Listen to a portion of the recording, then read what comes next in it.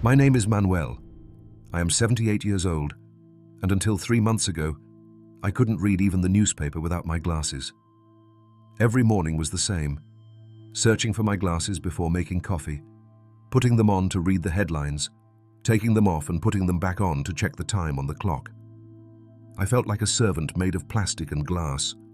For years, I accepted that this was part of aging. At your age, that's normal, the doctor told me.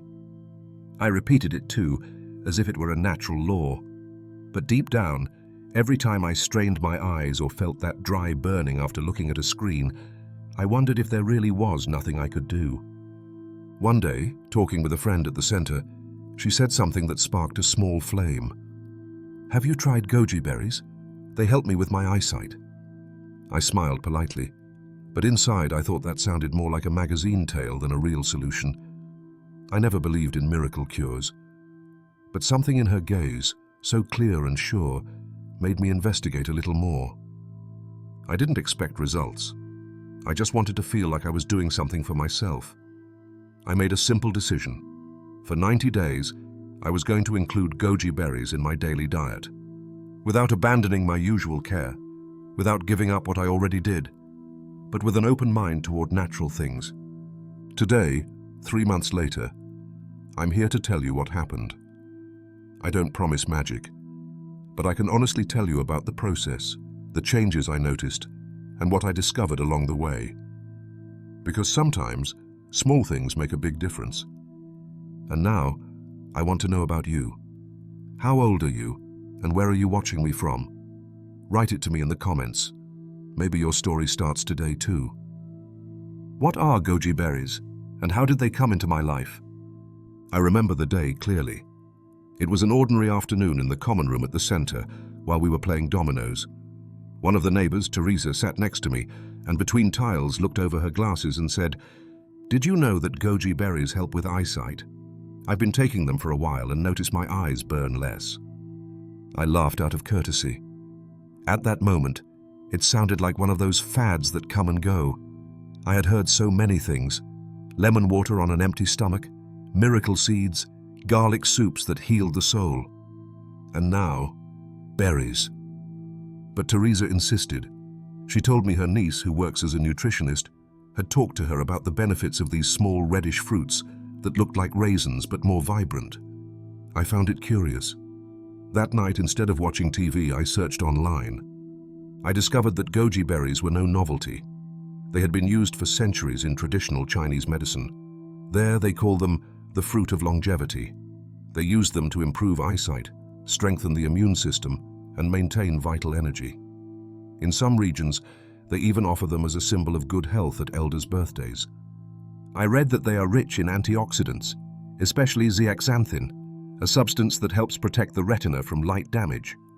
They also contain vitamins A and C, iron, and other compounds that fight cellular aging. All this in a small fruit that can be eaten like raisins, or as an infusion.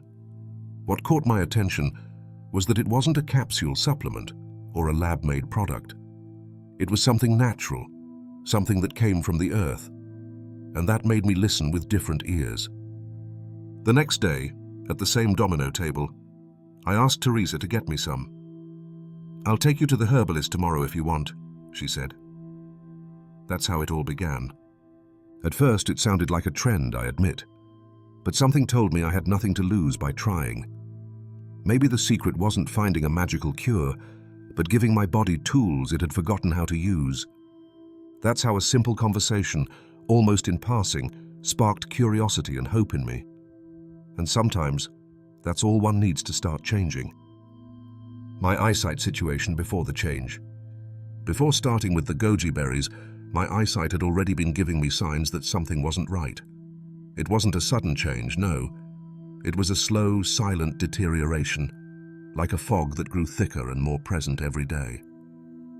At first, it was simple tiredness at the end of the day. I saw blurry in the evenings but thought it was due to age or having read too long. Then the newspaper letters started to seem smaller, tighter. It was hard to focus. I began squinting to distinguish the clock numbers or read a recipe in the kitchen. Then came the burning, a dry sensation in my eyes, like I had dust in them. Light bothered me, even inside the house. Some nights, when I turned off the lamp, I stayed a few seconds in the dark without seeing anything. I put on my glasses to read, then to watch TV, and ended up needing them just to walk inside the house. The most frustrating thing was the everyday. In the kitchen, I no longer distinguished labels on jars well. Once I almost grabbed the wrong jar and put sugar in the rice. I felt clumsy, like the world was moving farther away every day. Reading became a heavy task. I had to rest the book almost on the table, lean in, seek good light, take breaks to rest my eyes. The cell phone. I stopped using it. The letters seemed too small, even with the magnifier on. And out of pride, I didn't want to be asking for help all the time. I went to the ophthalmologist. He checked me patiently, changed my lenses, and in the end gave me that phrase which, although said with good intention, felt like a brick to me. "This is normal for your age." I stayed silent, nodded, but inside something didn't fit. I refused to believe that seeing poorly had to be the new normal. I returned home with thicker glasses and the same discomfort. Because one thing is to accept age, and another is to resign oneself. And at that moment, without knowing it yet, I began to look for a different way out. I wasn't looking for a miracle cure. I just wanted to read a letter without straining my eyes again, to look at my grandchildren and see their faces clearly. Small things, simple, but that make life feel truly lived. The decision to try something different. There was an afternoon, right after coming back from the ophthalmologist, when I sat in front of the window in the living room and stared at the garden. The plants were still there, but I saw them dull, as if the world was losing color little by little. And there, in that silence, I asked myself a question that changed everything. What if I don't resign myself? It wasn't rebellion. It was tiredness. Tiredness of always hearing the same answer, that it's normal, that it's age, that you have to accept it. But I didn't want to spend the rest of my years just waiting for each sense to shut down one by one. I wasn't looking for a miracle cure. I didn't want to deceive myself with empty promises. What I was looking for was something simpler, but just as powerful. To feel hope. To have a reason to try something new, to recover at least a part of what I felt I was losing. So, I made a decision. Not a big one, but firm. For 90 days, I was going to take care of my eyesight differently. It wasn't just about goji berries. It was a whole change of approach. I would watch what I ate, how I slept, how much time I spent in front of screens. I would treat my eyes as what they really are, one of the most precious tools I have to stay connected to life. I called Teresa, the neighbor who told me about the berries, and asked her to accompany me to the herbalist. I took a bag of dried berries and also a small notebook. In it, I began to write everything down. What I ate, how I felt, how much time I spent reading or watching TV. Not to obsess, but to become aware. I didn't tell anyone else. I wanted this little experiment to be something between me and my body, something personal, a silent pact with myself. I will take care of you. I don't promise miracles, but I do promise attention and respect. That's how it all began. Not with big speeches or complicated recipes, just with the decision not to give up. Sometimes, that's all it takes. The daily routine with the berries, week 1 to 4. The first morning after bringing the goji berries home, I left them on the counter and looked at them suspiciously. They were small, dry, a strong red color. I thought, is this really going to help me see better? But I had already decided to try. I started with the simplest, an infusion. I put a tablespoon of berries in a cup, covered them with hot water, and let them steep for a few minutes. The aroma was mild, slightly sweet, and the water turned amber, like a light tea. I drank it slowly, expecting nothing. Then, I ate the rehydrated berries left at the bottom of the cup. A few days later, I decided to vary. I started mixing them in morning smoothies. I used some grated carrot, a pinch of turmeric, a splash of extra virgin olive oil, and a small handful of goji berries. I blended all that with water or a bit of natural yogurt. The flavor was different, but it made me feel good. It was as if my body recognized it was getting something good. Sometimes I also ate them alone, like a handful of raisins between meals, or I added them to salads, along with nuts and leafy greens. Teresa told me it was important not to overdo it, that 1 tablespoon a day was enough, so I didn't abuse it. I was consistent, but moderate. During the first week, I didn't feel anything extraordinary, but starting the second week, I noticed that at the end of the day, my eyes didn't feel as dry. They didn't burn like before. I began to notice a slight difference, as if the effort to read had lessened just a little. In the third week, I realized something curious. When I woke up, my eyes were no longer sticky. I didn't have that heavy feeling opening them, and during the day, I felt clearer. I couldn't say if it was because of the berries, the carrot smoothie, or the sum of everything.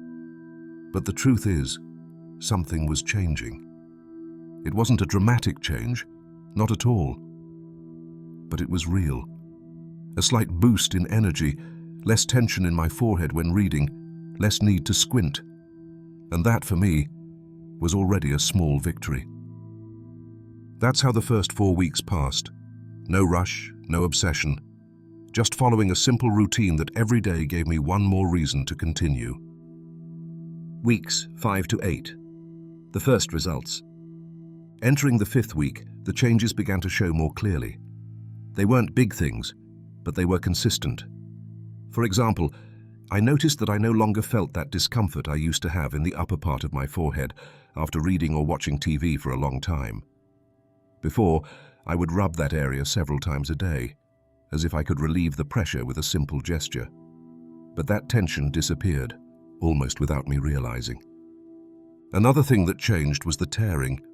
My eyes used to water on their own, especially when I went outside or when I looked at a screen for more than 15 minutes.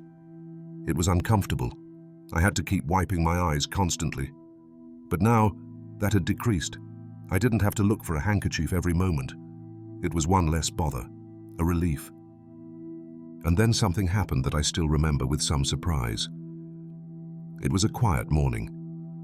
I got up, went to the kitchen to prepare breakfast, and without thinking, looked at the wall clock.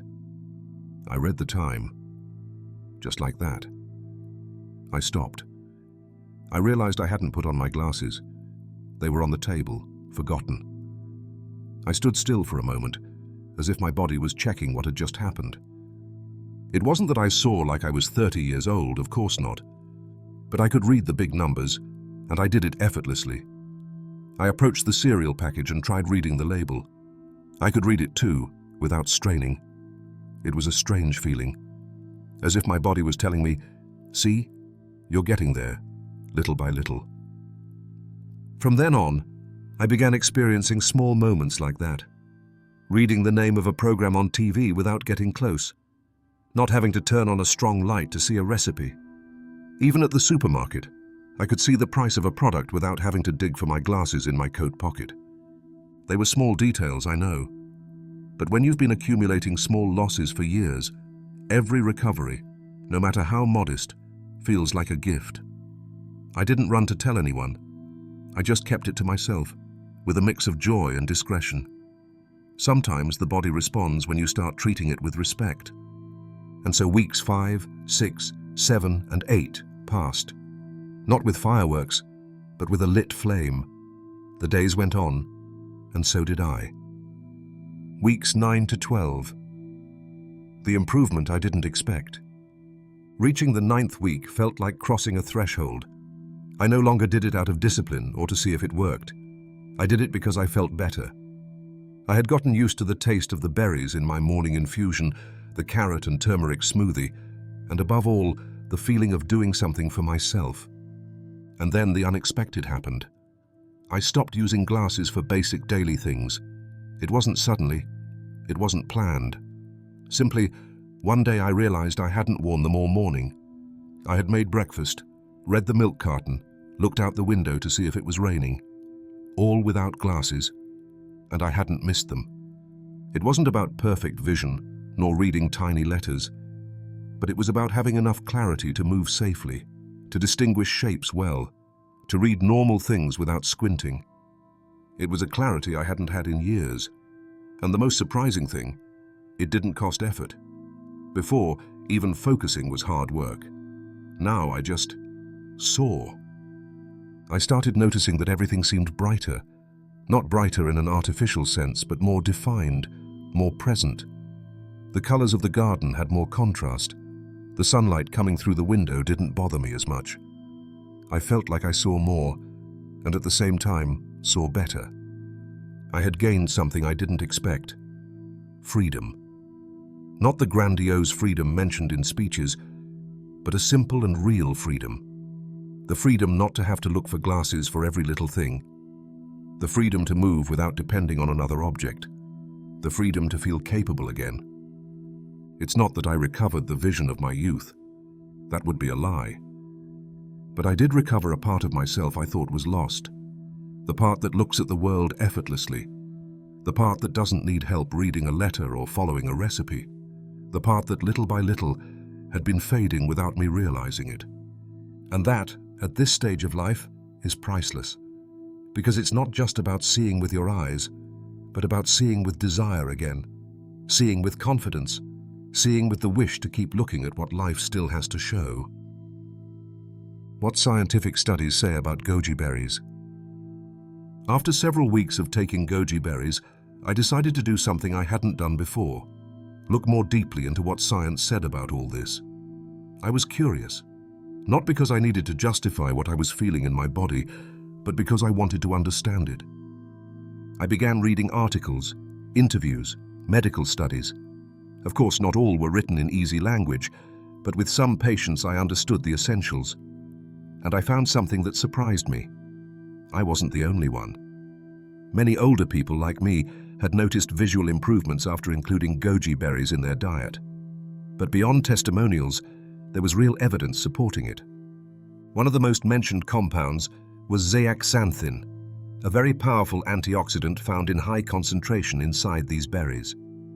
This substance has a very specific function, protecting the retina, especially a key part called the macula, which is responsible for central and detailed vision. That is, everything we need to read, sew, look at faces, or distinguish letters. I read that zeaxanthin acts like a shield against blue light and free radicals, two factors that damage our eyes as we age. And there I understood something important. Maybe the berries don't cure, but they do help protect and strengthen what is still working in our eyes. That, in itself, is a lot. Besides zeaxanthin, goji berries contain vitamin A, vitamin C, iron, and a considerable amount of other antioxidants. All this contributes to eye health, strengthening the immune system, and better circulation. It's no coincidence that traditional Chinese medicine has used them for centuries for that purpose. I also found expert opinions. Naturopathic doctors, nutritionists, and even some ophthalmologists agreed on one thing. It's not magic, but there are benefits, especially when consumed as part of a balanced diet. The berries don't work miracles, but they provide nutrients that the body often no longer absorbs well in old age. And there I understood the difference between grounded hope and empty promises. The first drives you to take care, to try responsibly, to trust what nature offers. The second just leaves you waiting for something that never comes. I didn't stop visiting the doctor. I didn't stop taking care of my eyes in other ways. But goji berries became one more tool, a silent, simple aid that without noise improved my quality of life. Because sometimes what makes the difference isn't the spectacular, but the constant. How your life changes when you see better. You don't realize how much you've lost until you start to recover something. Seeing better didn't just mean I could read the wall clock without glasses or distinguish letters on a rice package. It was something much deeper. It was feeling like myself again. It was doing things without asking for help or stopping to look for my glasses all over the house. The first thing I noticed was greater independence. I no longer had to interrupt a task to look for glasses.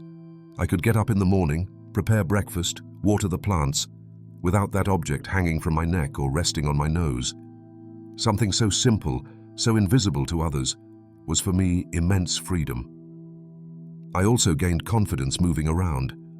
Before, when my sight didn't fully accompany me, I felt like the floor could play tricks on me.